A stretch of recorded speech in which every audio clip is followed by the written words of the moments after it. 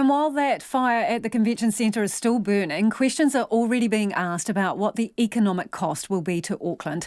Both SkyCity and Fletcher Building say the damage is significant and there will be a material delay to the project, which was meant to be finished by mid-next year.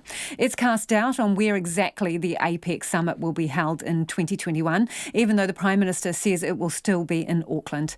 Our reporter Sarah Robson has more.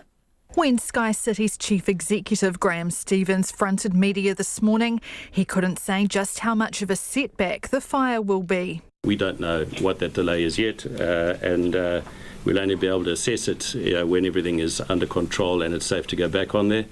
We'll be working with Fletchers to recalibrate expectations once we know really the full impact, and only at that point can we start to liaise with the conference bookings which are in place from March of 2021. And Graham Stevens says it's impossible to say what the economic cost will be to SkyCity. There's an economic impact obviously in building it and then an economic impact of delay, and we don't have a feel for either of those at this stage. But Graham Stevens is promising to resurrect the International Convention Centre project and says it will open at an unknown date.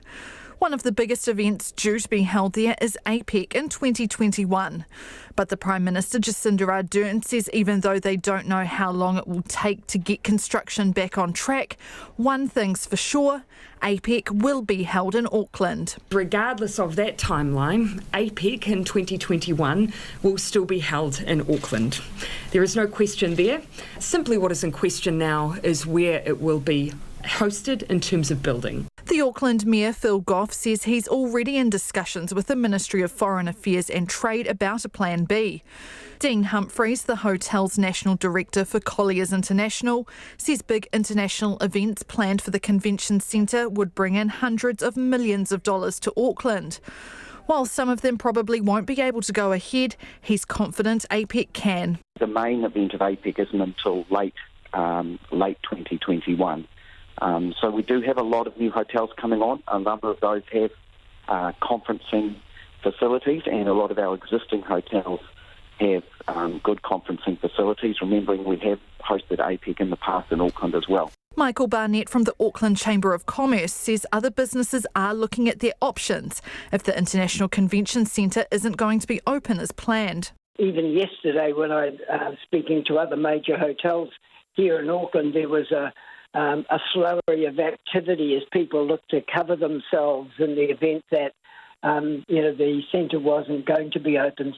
Auckland's events agency, ATED, says it's too early to say whether the venue for the APEC meetings needs to change, but there are contingency plans in place around the country and Auckland. It's already working with the business events industry about the potential impact on conferences that have been confirmed for the International Convention Centre.